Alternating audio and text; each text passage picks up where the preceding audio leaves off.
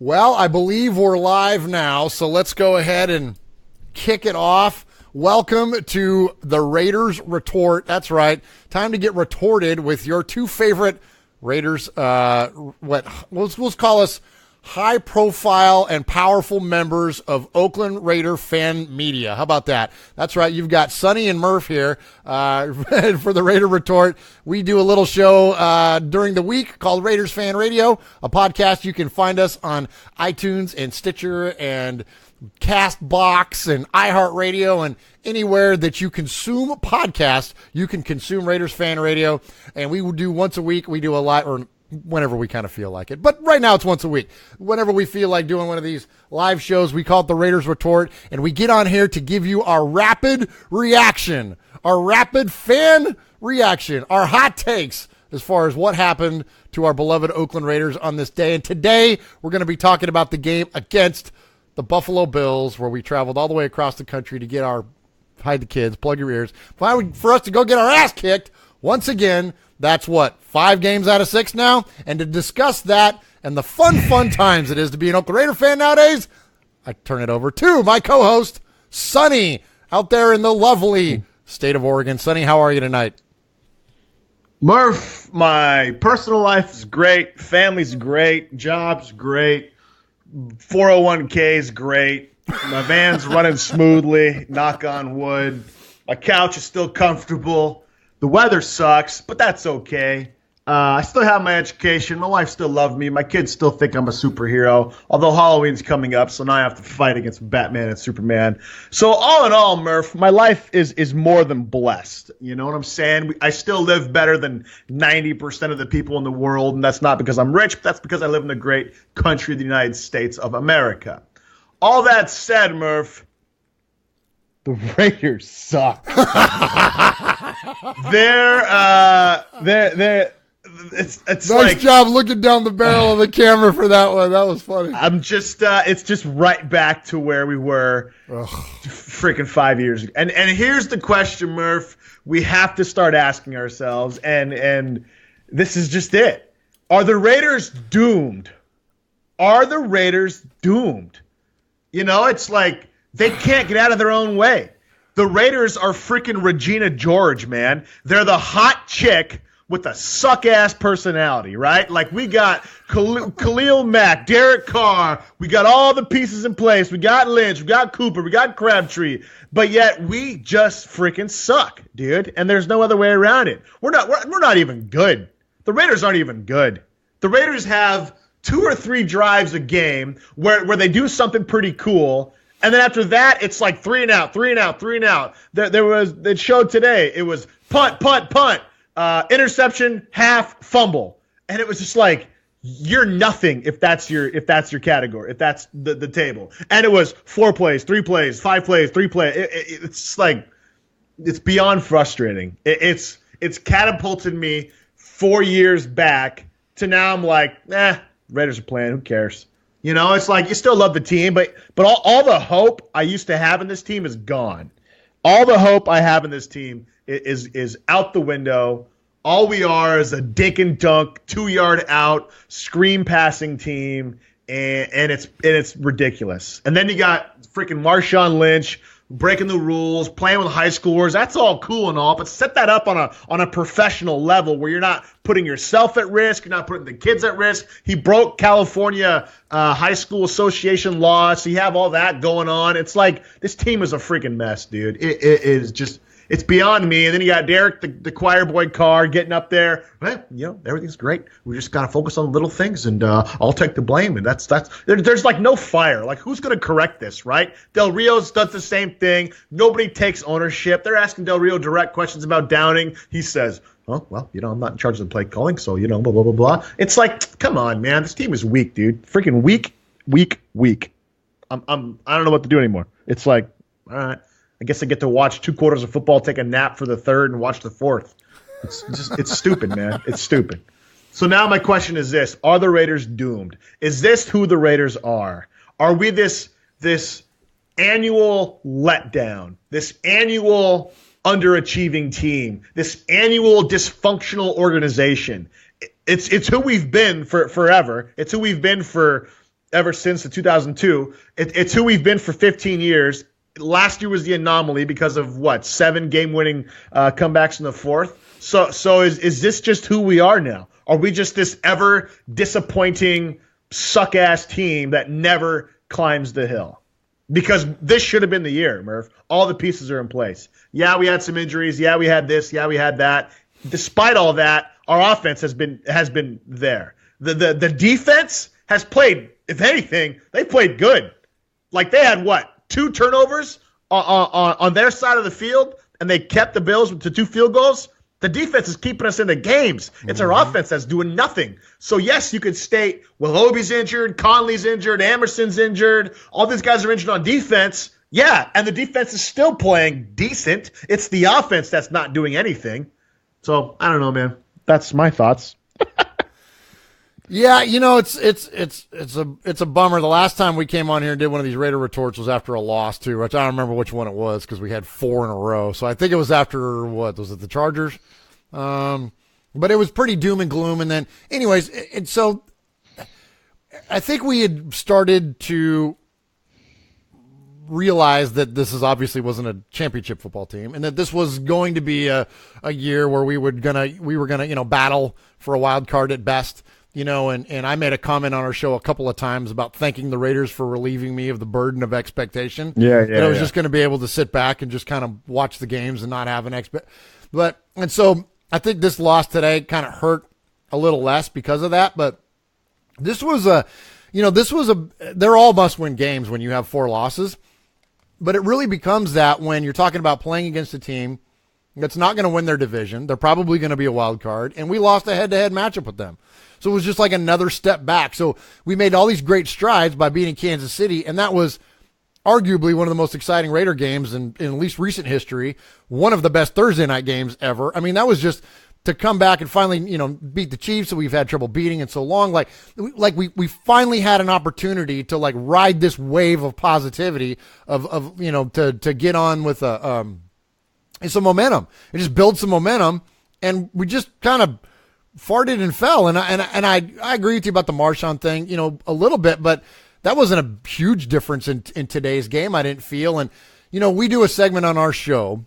Sonny, you know this, but for those of you joining us on Facebook, we do a segment on our podcast where we give 3 reasons. Okay. And Sonny gives 3 reasons. I give 3 reasons. One of us takes the opposing team. So we give 3 reasons why the Raiders could win or will win. And then 3 reasons why, the opposing team could win.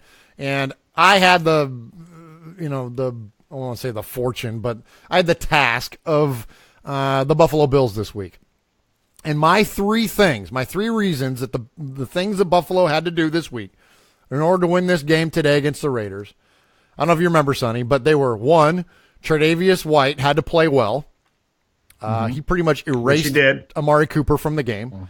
Shady McCoy had to have a good game because the Raiders historically have trouble against running backs of that style and that caliber, and specifically against Shady McCoy. Yeah, and so he went nuts today.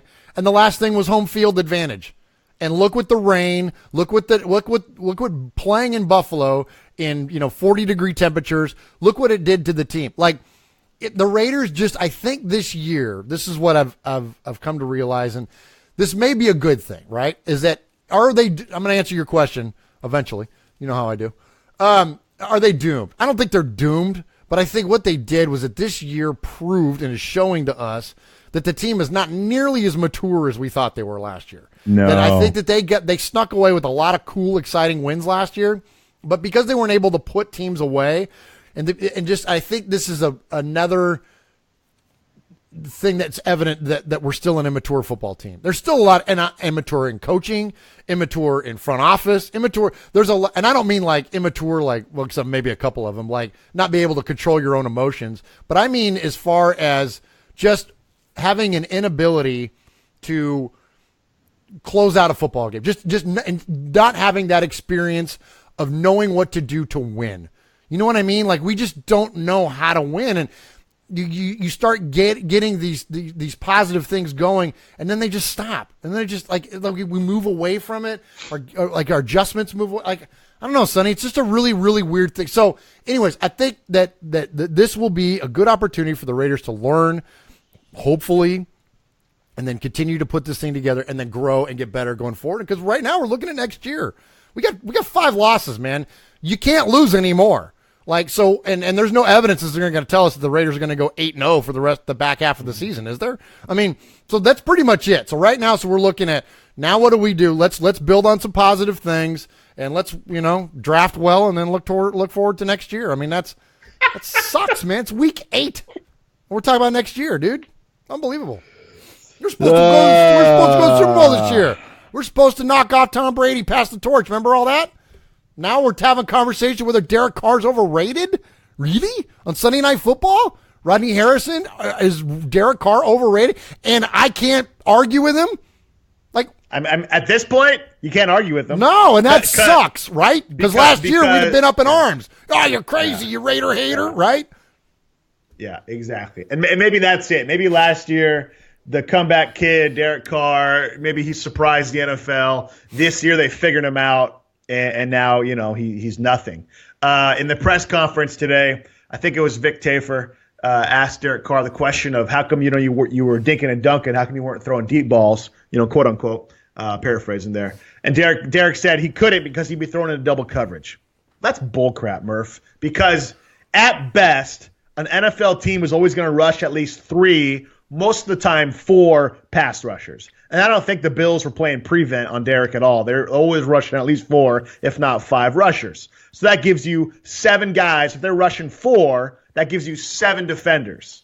If you double team everybody, the most you're going to double team is 3 wide receivers. That means at least 1 wide receiver, if not 2 wide receivers, because you're going to be 5 wide at times or 4 wide, are not going to be in double coverage. So there's no way they can double cover everybody. So Derek's answer to Vic was crap. Oh, well, I'd be throwing in double coverage. Well, where's your next read? Where's your read after that? We're throwing 1-yard outs to Cordell Patterson, right? It's like it's laughable, dude. It's literally laughable. And it's not the out routes the Patriots run. The Patriots are running out route, but it's an effective out route. It's a 3 or 4 yard out route, gets the guy in space, the guy makes a move, and he takes off. We're throwing these out routes. The guys are getting hit as the ball gets there.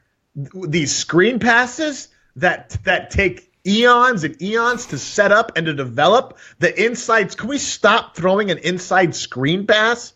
It's ridiculous. You said White took out Cooper for the game. No, he didn't. Cooper took out himself, man. Where was Cooper of last week? Like, how do you? Well, hold on. Isn't it just like the Raiders, though, to lose 4 in a row, to beat the freaking Chiefs, and then to go do this? Like, that's just crap, dude. Yeah, and listen, it's not. Is it partly Cooper's fault? I don't know. Sure, because he's not getting and working himself open. But let's not pretend like he was all going up against a chump. I mean, this Tre'Davious White is a stud, man. The kid's playing amazing, and he was on him all day long. Is he a rookie? Yeah. Okay, then Cooper's a veteran. Cooper should beat a rookie. I don't care how good the rookie is. The rookies don't know the NFL. But even Cooper, more, being a veteran, should be able to get off on the rookie, dude. Fair enough. But my point, though, is that if you and I both know that Tre'Davious White is going to be a major matchup nightmare, despite who he was matched up against, and the fact that he's shadowing Amari Cooper all game long, and say they are doubling Crabtree, well, then here you go. Then where is Patterson? Where is our third wide receiver? When you look at what Roberts did last year, when you look at what Andre Holmes has done in the past, what he did to us today, I know, right?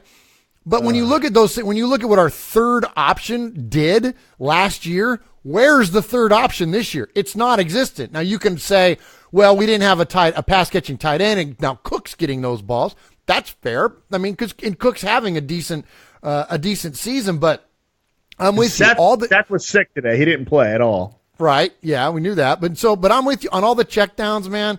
Like, I tell you, the worst one, okay, is that he goes, I think it was Washington. He goes to Washington, and Washington gets blowed up, right? Like, he just gets absolutely annihilated. And then what does he do? They go right back to the same play, and he gets blown up again, and there goes the ball, and it's picked off and returned for a touchdown. And now, look, if that's where your read took you, okay, I guess maybe, but like really, like they literally went back to the exact same play. Like you just got this guy killed over the middle, and now you're going right back to it, the exact same thing. Like you would just think that we would be a little bit more creative. And here's the most disappointing thing in all this, Sonny, is that we sang the praises of Todd Downing in the offseason to the high heavens, right? We talked about how this guy was going to take the existing talent, he was going to take the existing offense, and he was going to, quote, tweak it to make it to where it would take advantage of the players and their skill sets and put them in the best positions possible to be successful. That's what you're supposed to do, and that's what we heard that Todd Downing was going to do. Early in this game, Sonny, they ran one of the coolest sets and the coolest things we've seen the Raiders offense do all year long. They lined up heavy. With the absence of Marshawn Lynch, they lined up with Lee Smith over there out on the wing. They put Denver Kirkland at fullback. They put Olawale back there at halfback, and they punched the sucker in, and it was amazing. That was a great set. That was a great call. They ran that in practice, you know they did. So good for Downing like that. That he took, okay, what do we have? What do we have and what can we do well? We can line up with some beefy dudes and we can run it down their throat for a touchdown. That was amazing. And then also that was the last creative moment that we had for the rest of the game. You know what I mean? So that's the part that is just absolutely so frustrating. So if you can, you know he can do it. He's shown that he has this ability to be creative. Well, where does that go? Why does it stop? Why is it that we have this, again, this momentum and this, you know, we're moving the ball. We're pushing the ball downfield. And then all of a sudden, Derek can't throw the ball more than 20 yards downfield. And when he does, it's a pick. Like, or it's highly contested into double cover. Like, what? I don't understand this. It doesn't. I'm watching right now. I'm watching Sunday Night Football. That doesn't happen to Ben Roethlisberger or Matthew Stafford every play. Did you watch the Seattle versus the Texans? Those guys were throwing nothing but 20-yard bombs. Nothing but it, right? You know? I know. That's what I'm saying. And look, and on defense, let me say one last thing. And on defense, it's very regular that we run out of talent. Okay, I call it like there's a term when you're driving, right? That you run out of talent. Like you're doing all good, and then you run out of talent, and you crash your car, right? The Raiders, to me, run out of talent on defense. It's like there's only so much you can do. Now, that's been helped a lot. And we're going to get into some other stuff about the defense here in a minute, in specifics to players like Luwani and things that happened today.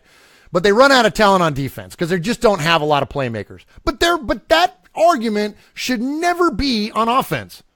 They should never run out of talent on offense. We have all the talent in the world. We have potential Pro Bowlers at every position, do we not? So what's the problem? It's coaching. It's got to be. Now, is it Downing? Is it JDR? I don't know. You could throw a rock at a whole bunch of them and make them guilty, but something is going on. Murph, coaching didn't cause the interceptions. Coaching didn't cause the fumbles. Coaching didn't cause the drop passes and all that stuff. That's the argument you'll hear when you say it's not the coaching problem, but it is the coaching problem because this team doesn't have an identity. This team doesn't have a soul. This team gets punched in the mouth.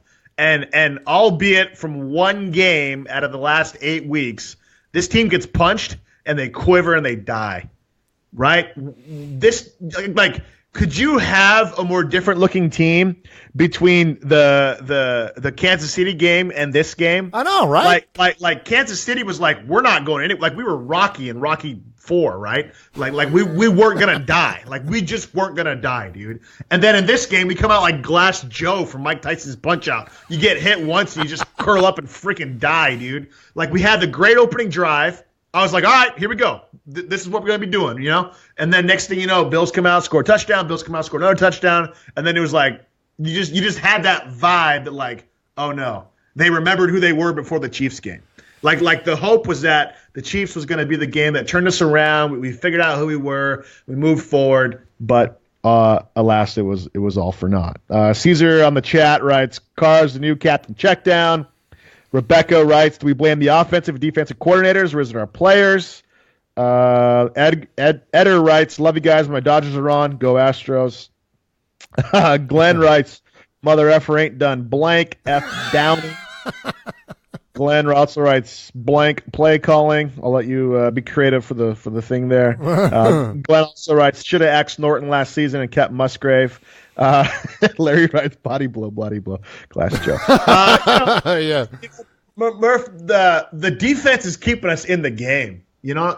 Looking at the stats real quick, we had 8 tackles for loss. against the Buffalo. They had 1 tackle for loss against us. And this is the interesting thing. We have 8 tackles for loss on defense, and Carr throws for over 300 yards. So naturally, you have to assume, well, it was all the turnovers, and turnovers do kill us. Oh, that's what killed them. Yeah, and that's what Jack kept falling on in the press conference. How many 3-and-outs do we have? How many outside of the turnovers? How many drives stalled? There was one where I think we had the ball for 47 seconds and we gave it right back to him. You know what I'm saying? Yeah. And I know that's what Jack is blaming it on, but no, that's not. No, I mean, here's is that you're right, and he's also right, and I think that's the tough part of this is that there's not one of those things that are exclusive. And that's the tough part, is that there's numerous fingers to be pointed. So you can't just point at one. Like, coach can kind of redirect and say, well, it wasn't that, it was this.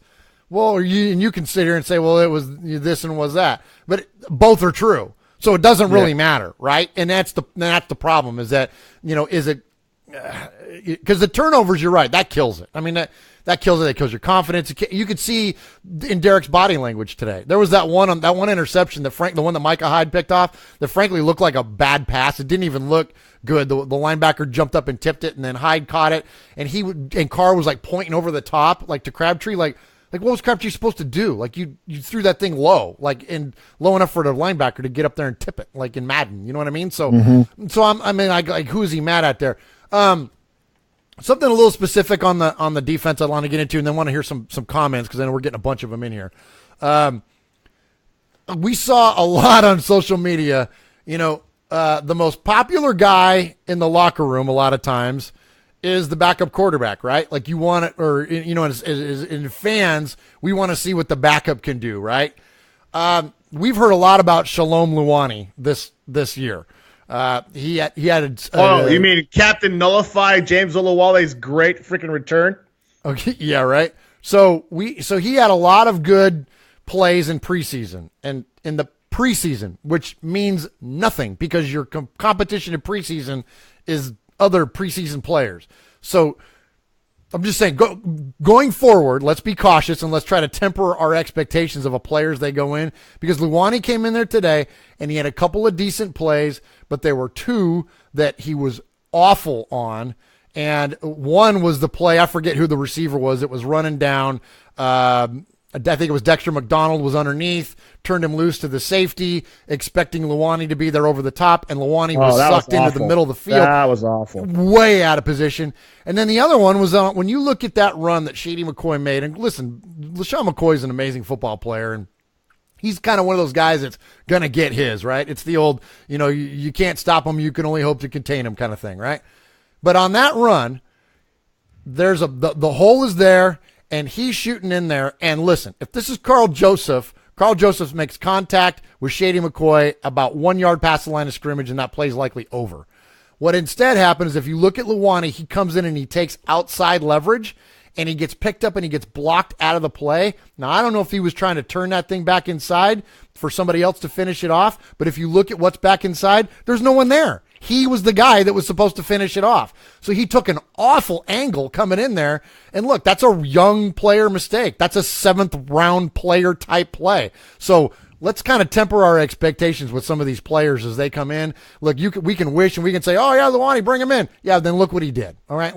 The kid had a decent game, and I'm not pinning everything on him by any means, but he didn't look all that great, man. You miss Carl Joseph back there. Heck yes. There you go. That's the better point, right? Is that Carl Joseph is an incredible safety. And heck, if anything, now we're past week 8. We're going to get Melifonwu back. Let's hope we can get Obi back there, spell Reggie Nelson a little bit, get a healthy Carl Joseph. Because Reggie also is another guy that it's just like, just really, really just uneventful as far as his play. And then I'll give you one last one, and let's get into some comments. Navarro Bowman again continued to impress. One of my favorite plays, I forget who it was he was signaling to, but there was somebody, man, he read something, made a call, and went up and whoever the left end was, I don't remember who it was, but he's slapping him on the rear, man, telling him, go, go, go, go, go, like he's giving him the signal. And sure enough, the play came right there over that side, and they they got the stop. And so Bowman, thankfully, brought, as we expected, not only quality play to the team, but leadership and that ability to direct traffic in the game. And I think that's going to go on to be a big signing for our defense. But anyways. How about his almost goal line fumble that he caused, right? When I think it was Tyrod, was it fourth down?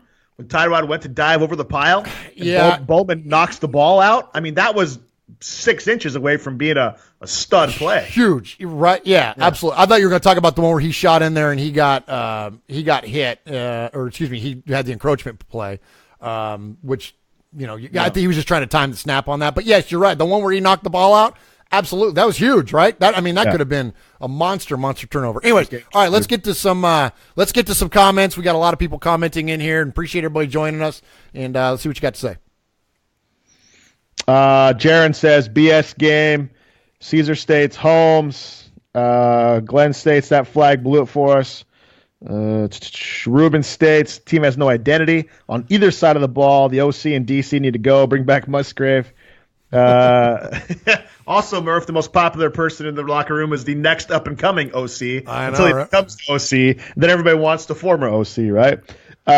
Shane states, fire the whole coaching staff. Too much talent. That's what I keep coming back to is like this team is talented. Patterson is fast. Cooper is a good receiver. Crabtree is clutch. Cook is just a matchup nightmare. But you ever notice how Cook looks like Beetlejuice from the old Howard Stern show, Murph? I mean, look at his face. Much like I'm looking at you and that waxed bald head, and all I can think of is Mike Tice. Yeah. I'm Tice. I'll trade spots with Tice. But yeah, dude, Jared Cook is straight up Beetlejuice, man. It's pretty funny. Tim writes, it's not over till the fat lady sings. Tim, she's singing. She's warmed up, man. She's doing her yellow. She's in her last red letter, yellow letter. Red, yellow letter, yellow letter. She is walking on the stage. She's walking on. Larry writes, offense is too conservative, and then Jared just writes, F-U-K. Fook. He just says Fook. And I think that's just it. It's just like blank, It's just like you just want to drop an F-bomb.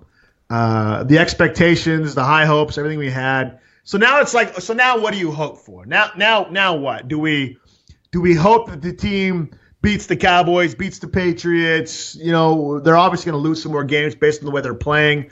I don't even know if we're going to be able to beat Miami next week, and they have a horrible offense. Carr does end up with over 300 yards passing for the day on 31 attempts, so he averaged 10 yards per completion. But it didn't seem that way, did it? It didn't look that way at all. I'm surprised that he had 300 yards. No, and you know what? And those if you think there's 2 plays in there that probably accounted for 70 yards, and there was the play deep to Crabtree. I know that was 40. I remember that. And then there was one at the end of the half when they were when the freaking Buffalo secondary was standing at their own goal line, and Carr dumped it off to Washington, and he took off for 20 some odd yards or whatever. So I mean. Those numbers, that's the thing about football, man, is that you can take numbers and you can make them look however you want. It's not like baseball where or even basketball for that matter, where you can really dissect what a team and a player's performance is by the numbers. In football, you can't really do that. There's too many dynamics in play. I mean, you can get some ideas of things, but it doesn't, because here's what it does. Football numbers don't take into context the game. And the context of the game means way more in football than it does in any other sport. So. Oakland rushing, 14 rushing attempts compared to Buffalo running the ball 37 times. I was just reading an article. Matt Forte ripped his offensive coordinator because they didn't run the ball enough in a rainy weather type situation. Same can be said about the Raiders. Maybe they were playing conservative because you don't want to throw the ball deep because of the rain, so therefore you're going to pound the rock more. With our weighty offensive line, weighty pound-wise and also weighty money-wise, maybe this was a type of game where we should have utilized them a little more. Why do we only run the ball 14 times? Washington ran the ball 6 carries, 26 yards. Richard ran it 5 carries for 21 yards. So they're both averaging at least 4 yards a carry. Why not run the ball? 3 yards in a cloud of dust. Clock management, right? Did you see any play action today, Murph? I didn't see much. No. We weren't running the ball enough, right? So it's like, if you're averaging 4 yards a carry, why don't you stick to that? Why don't you continually run the ball? So it just, again, today's game looked like the previous losses up to the KC game where we don't have an identity. We just don't have an identity. And then you show Carr and Downing sitting there on the bench. Carr's in his parka, and Downing is just sitting there staring at his play call sheet. He's just staring at it. One of the things I think is that he needs to go to the booth. I wonder, because he's a first-year OC, I wonder if he's not able to see what he needs to see by being on the field. Because the angle, what you see, I get it that they get iPads and all that kind of stuff, but that's different from if you're supposed to be the guy, if Downing is supposed to be the OC, all the offense flows through him, all the calls flow through him, he needs to have the best availability possible to dissect what's going on in the field. And being on the sideline doesn't give you that. That's why most of the guys are up in the box, because you have that aerial viewpoint. You can see things easier. You can see the field easier. I'm wondering if Downing needs to be up in the box, and I'm wondering why he's on the field. My hunch is that he's a player's coach, wants to be down there, wants to be talking to Derek, yada, yada, yada, but obviously it's not working. So something needs to happen. I don't anticipate anybody gets fired. Even if we lose next week against Miami and going into the bye week, that would be a good time to fire somebody, because that gives the incumbent more time to prepare, for, especially against the Patriots. However, I don't think the Raiders are going to fire anybody mid-season, good or bad. That's whatever it is. So if that's the case, then we need to make changes on the field, and I would be a strong proponent to put Downing up in the box. Well, I think it's a style preference. I'm not sure. I mean, maybe it does makes a difference. I don't know as far as the individual. I don't know, but but there are plenty of examples of offensive coordinators that are successful on the field. You look at Josh McDaniels. I mean, he's down there, but he's been around though. He's been around. Sure. Well, yeah. And then there are some like Norv Turner. He likes to be up in the box. So, I mean, I think it's a style preference. I think a lot of it's based on, your data and all that kind of stuff and what you're getting on the field. But I don't know. Would that be better off for him? I don't know. Maybe. I don't, if that's something that needs to happen to try it. I mean, it's not like it's working now. So, and, I think that's the frustrating thing and to go back to Jack is that, you mentioned he's kind of like, we're just, we're going to stay in the course, and he kind of explains it away. Almost feels eerily like Dennis Allen. It's kind of like, well, we'll see. We'll get back and watch the film and see how it turns. Yeah, exactly. Like, how many times do we see Dennis Allen with that stupid Sharpie in his hat telling, well, we got to get back and watch the film. No, you think, Coach? Like, and we've seen the film too, and we can tell you what it looks like. But, there's some obvious things. You don't need to break it down to see these things that are clear. And I think that's kind of what it feels like with Jack. I feel like he's just kind of like explaining things away. I do disagree with you a little bit about them letting somebody go. I think Norton, oddly enough, if we were going to think that one of the coordinators was going to get fired this year, especially if we were talking about midseason, it would have been Norton. But I think him and the Pagano influence and everything, I think that's actually, I don't want to say it's working because it has so much room for improvement, but it's better than expected. It's what am I trying to say? It's capable. It's not sufficient. It's holding its own. It's not bad. It's not what you want ideally, but it's good enough for compared to what we expected it was going to be, and considering their performance last year and the personnel involved. Okay, we'll just say that. So that said, I think Downing could be one of the guys. I think he could be on the hot seat.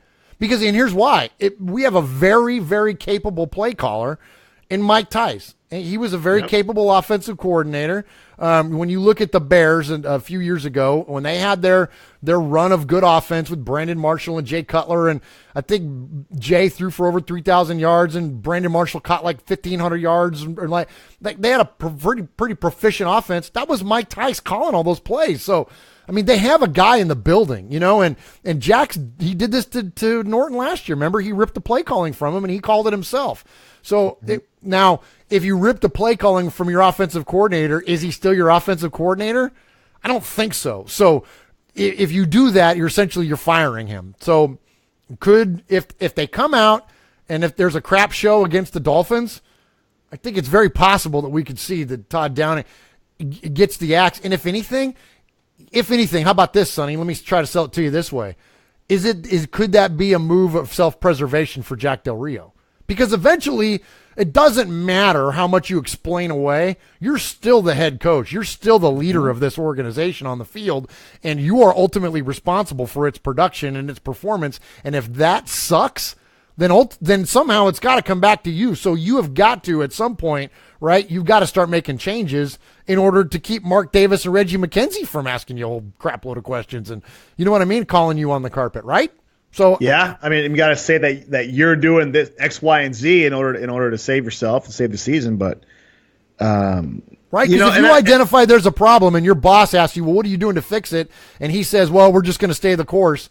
Is that what you want to hear as the boss? I know I wouldn't. No, we're not staying. No, don't stay the course. The course sucks. What the hell Go find a new course. You know what I mean? Yeah, what the hell are you doing about it? Ironically, Murph, here's an interesting stat for you. I'm just kind of getting it all figured out here.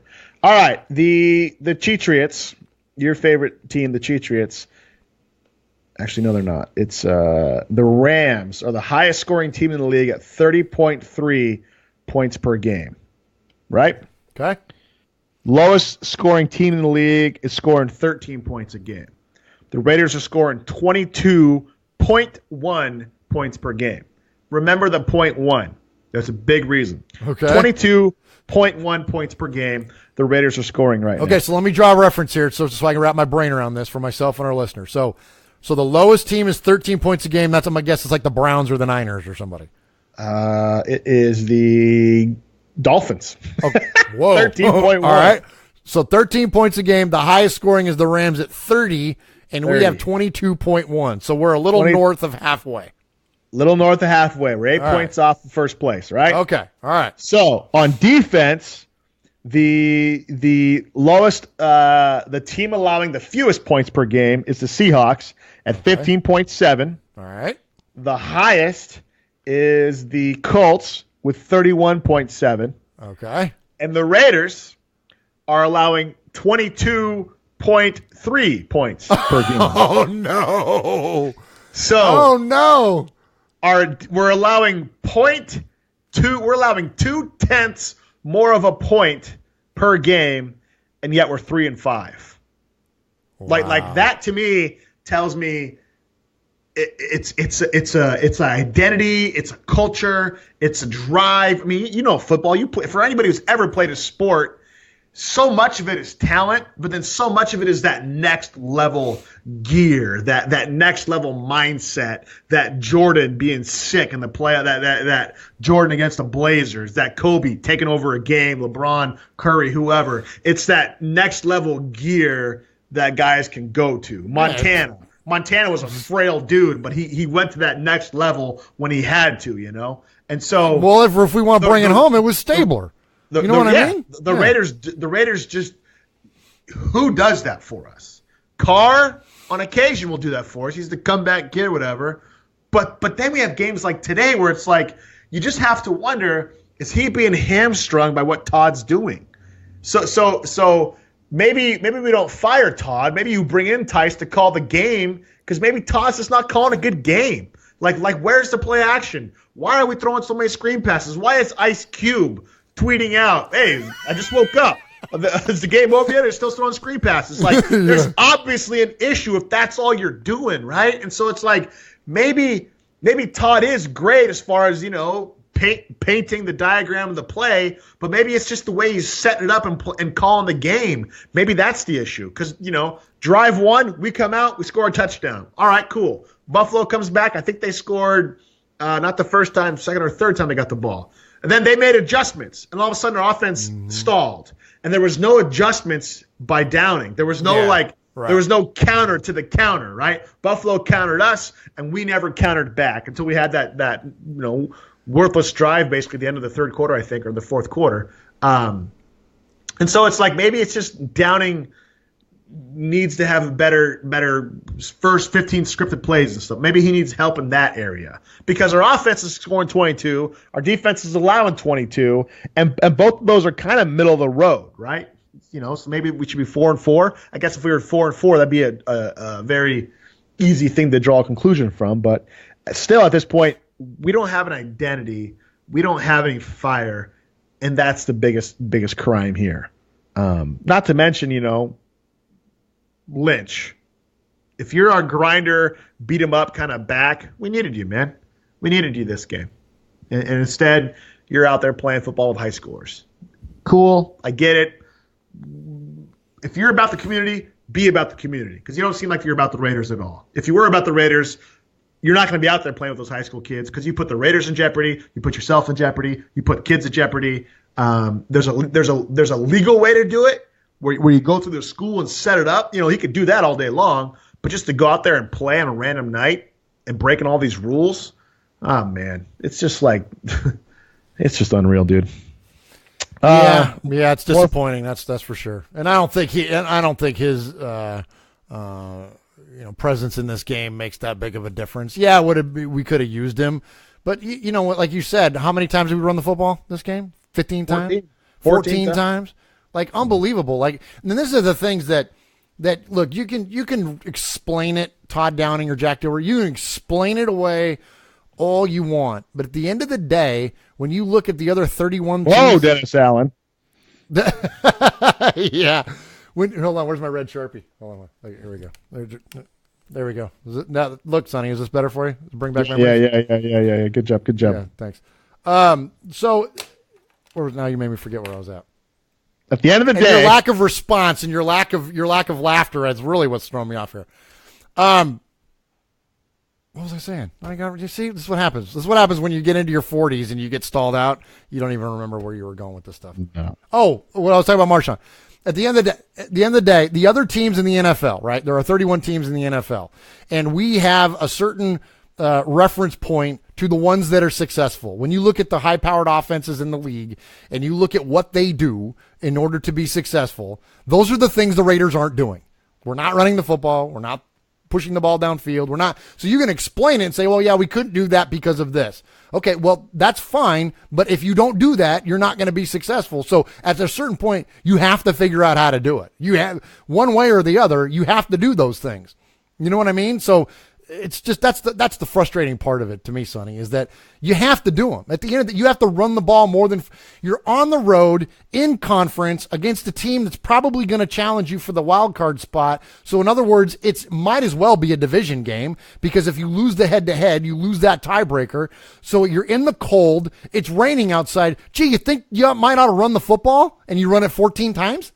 You know what I'm saying? Like, If that's whatever, I don't want to keep using Bill Belichick, but pick somebody else. If that's freaking, I don't know, Sean Payton, all right, is Mark Ingram running the ball a lot? Heck yes, he is. You know what I'm saying? Like, yeah. Murph, we got to wrap it up here. Right. For the Reggie McKenzie era, the Raiders are 33-55. They're 33-55 since Reggie took over. Al's been gone, rest in peace, for 6 years. The salary cap has been eroded. Reggie was named GM of the year. We've had some good draft picks, not some good draft picks. He made us respectable, at least. I'm not calling for Reggie. I'm not calling for anybody's head. I'm just saying this team needs to find an identity.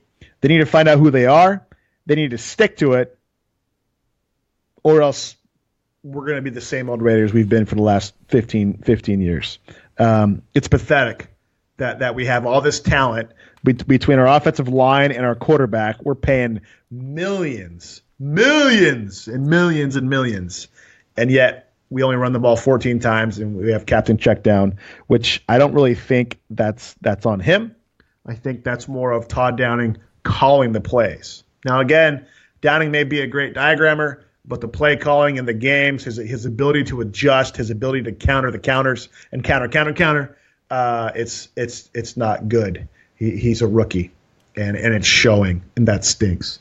So hopefully, what we play for this year, playoffs, slim chance. Mathematically, we're not out of it yet, but when you look at the spirit of the team, there's no chance they make the playoffs. You kidding me? You see this team beating the Cowboys and the Patriots and the Eagles and the Broncos and the Chiefs? I don't think so.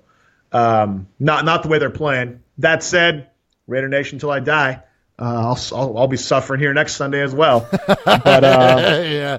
So let's end it on this. what is then a realistic expectation that we go in, we make it through this year, right? We're probably looking at realistically, I hate to say this, Raider Nation. Look around me. You see, I bleed this team, man. Bleed this team. But I'm also a realist, and I'm not a blind loyalist. And you watch football long enough, and like you all, if you're paying attention to us, you have been, and out there, that this team has not shown us evidence that they're going to win even maybe half the games going out. And even if they did, right, that's a 7-9 year. So we're probably looking at like 6-10. Right? Like that's the kind of year that we're looking at finishing up at. So we're going to get a decent draft pick in there. I don't know. What do you do? Do you you think we'll draft a cornerback? Who has injury? Who has a history of injuries? I know, right? Get us another corner, Reg, another questionable corner. But I mean, what do? You got to probably draft secondary, maybe draft another pass rusher. I mean, I don't know, but what do we have to hope for this year? Here's what my hope is for this football team. I hope that we can, at this point, look, we've lost some bad games. We've lost some games we should not have lost this year, at least not considering as you mentioned, the caliber of team we expected we were going to have. So my hope for this year, let's win the high profile games. Let's knock off Tom Brady and the Patriots. Let's knock off, Dak and Jerry and all those guys with the Cowboys. Let's, go in there. Let's beat Philly. Philly looks like they could be, with Green Bay now with Aaron Rodgers being hurt, they could be the team in the NFC. Let's go in there and let's beat the Eagles, man. We got history with the Eagles with the Super Bowl. Let's go out there and let's show them who's boss one more time. You know what I mean? I'm just kind of hoping for one of those because going to Kansas City, come on, man. Like, we've already got them once. I don't think we're going to get them again. So my hope is that we just, one of these high-profile games, we can win. Heck, Sonny, how about this? This upcoming game before we go into the bye week is Sunday Night Football. You and I were at one of the most amazing Raider games, at least in our time as fans. We got to go to see the Raiders knock off the Broncos last year on Sunday Night Football. That was an amazing game. And then we laid a turd this year on Sunday Night Football playing the Washington Redskins. Maybe we get a shot at Miami. We're back on the East Coast. Yeah, we're back in the time zone and the whole thing, but it's going to be at night. So come on, let's take care of business on Sunday Night Football in front of the world. Let's get some positive texts from our friends when they're on national TV and not the crap that we have to deal with when they're laying an egg. So maybe we win a game like that. I think that's what we have. Best case scenario, Raider Nation, is that we win a couple high profile football games. Yeah, I mean that's all we can hope for at this point. Everybody, thanks for tuning in. Appreciate all your guys' comments. Lots of comments. This will be on YouTube. After we're done here. This is the show called the Raider Retort. We do it every few weeks on a Sunday evening around 7-8 o'clock p.m. And it's just to kind of get the venting out of the way, the initial emotional response to vent. It's a cathartic experience for me and Murph just to vent together. So we invite you to join with us. Our regular podcast is called Raiders Fan Radio. You can check it out on iTunes, Stitcher, Podcast Addict, and many, many, many other podcast directories. RaidersFanRadio.com is our website. We do a lot of interviews with just different Raider fans. We are a podcast for Raider fans, by Raider fans, and we love our Raiders, and we hate what we're seeing right now. So we ask you to join in. We'll do our official podcast. We're going to record tomorrow. Call us. Tell them to call, Sonny. We got a Sea of Fans mailbag. It's 909-345-3346. 909-345-3346. Call us, leave us a voicemail, tell us your thoughts about the Raiders, tell us your hopes for the rest of the season, and we'll be sure to get it on the show this week. And it's just we can be this together. We can do it together. We can mourn together. It takes the pain away. So we're already wearing black, so we're halfway there. House. Yeah. Yes, we're already wearing black, so it's appropriate. Anyway, thanks for tuning in, guys. Appreciate everybody chiming in, and win, lose, or die, it's Raider Nation till we die, right? Amen. Have a good night.